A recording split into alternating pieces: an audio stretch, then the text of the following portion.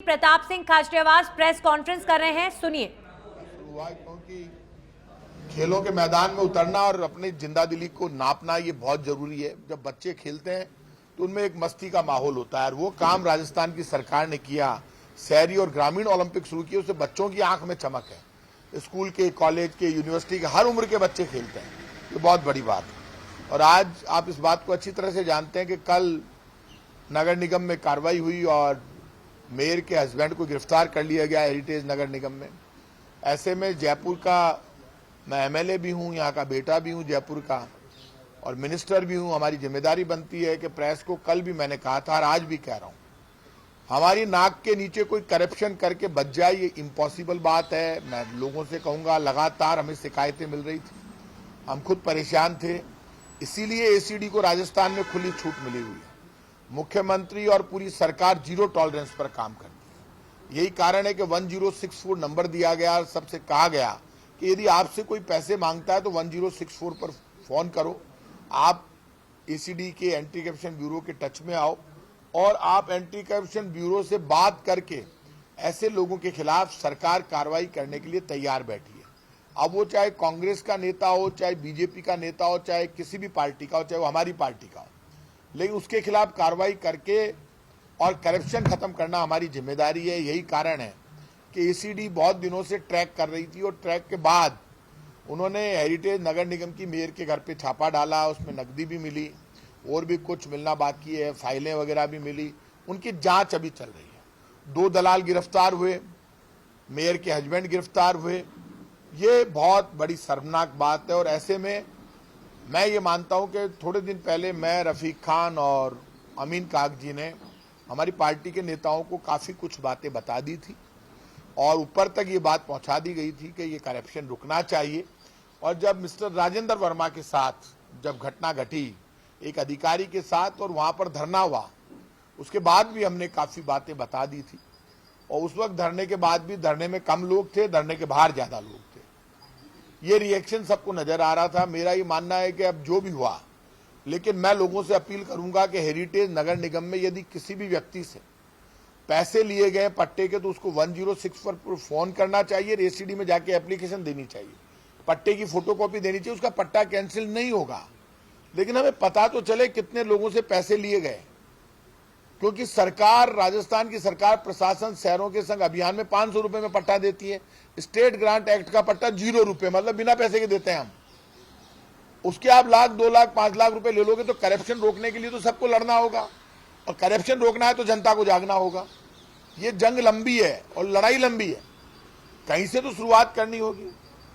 ऐसे में मेरा ये मानना है कि जीरो टॉलरेंस हमारी है, मुख्यमंत्री जी की भी है, लेकिन जितनी सख्त कार्रवाई कर सकते हैं मुख्यमंत्री जी को करनी चाहिए। 3 एमएलए, पार्षद सब उनको बता चुके हैं, और भी सख्त कार्रवाई बर्खास्त करना करिए आप, हमारी तरफ से कोई मनाही नहीं है। जो भी काम करना कीजिए, क्योंकि किसी भी मेयर के घर पर कोई भी देन लेन होता है तो सब जिम्मेदार होते हैं, एक दिन का काम नहीं है ये। इसलिए ऐसे में जीरो टॉलरेंस की बात हम कर रहे हैं तो मुख्यमंत्री जी से मुझे पक्की उम्मीद है कि और भी सख्त कार्रवाई करेंगे, एक संदेश देंगे। क्योंकि राजस्थान में जब भी जितनी बार कार्रवाई हुई है उसमें बहुत सख्त कार्रवाई की गई है।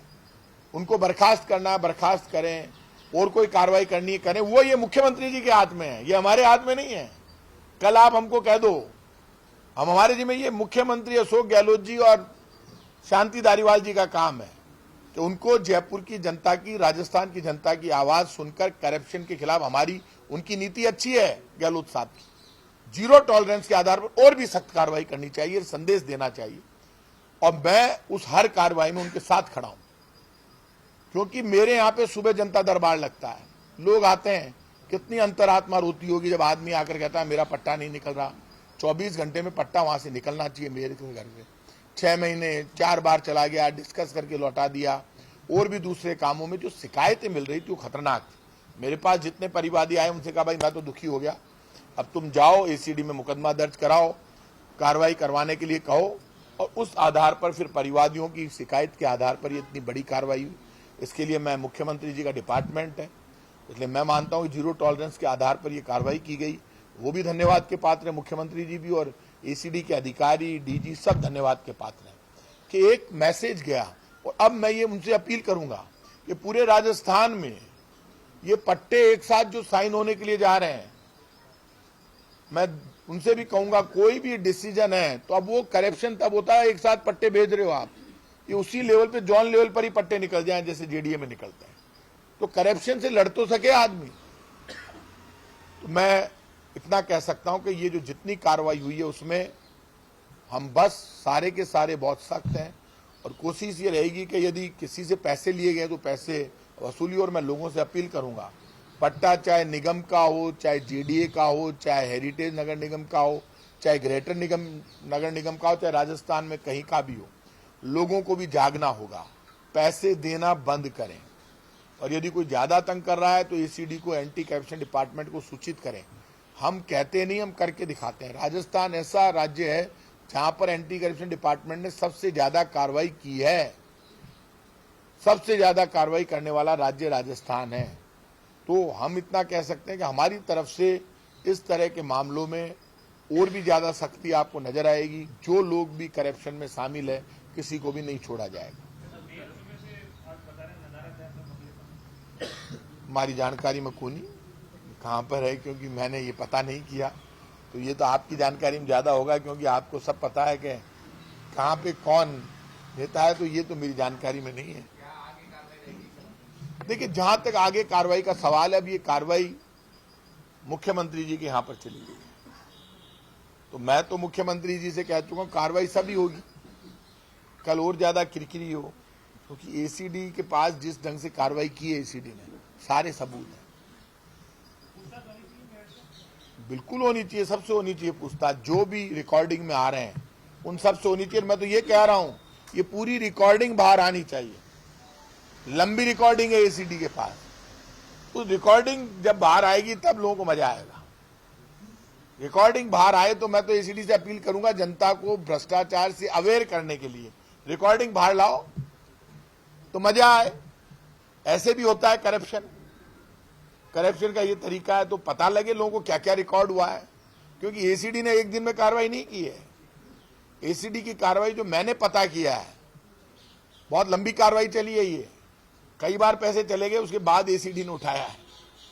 तो एसीडी की कार्रवाई तो पुख्ता है इस मामले में, एसीडी की कार्रवाई कमजोर नहीं है, कोई नहीं बचेगा, आप समझ लीजिए, कार्रवाई लंबी है एसीडी की। अभी आप जो बोल रहे हैं ये वहाँ पर अदालत में उन्होंने कहा है कि आपके पार्षदों ने उनको फंसाया है, जो महापौरपति है, उन्होंने इल्जाम लगाया आपके पार्टी पार्षदों पर कि उन्होंने उनको प्रेप करवाया जाए। अच्छी बात है, वैसे भी कोई भी आदमी पकड़ा जाता है तो वो ये कह सकता है कि उसने फंसाया, उसने फंसाया, तो एक दिन में तो फंसे नहीं ना, तो सारी रिकॉर्डिंग बाहर आ जाएगी। तो फंसाना तो अलग बात है, पैसा तो आप ही ले रहे थे।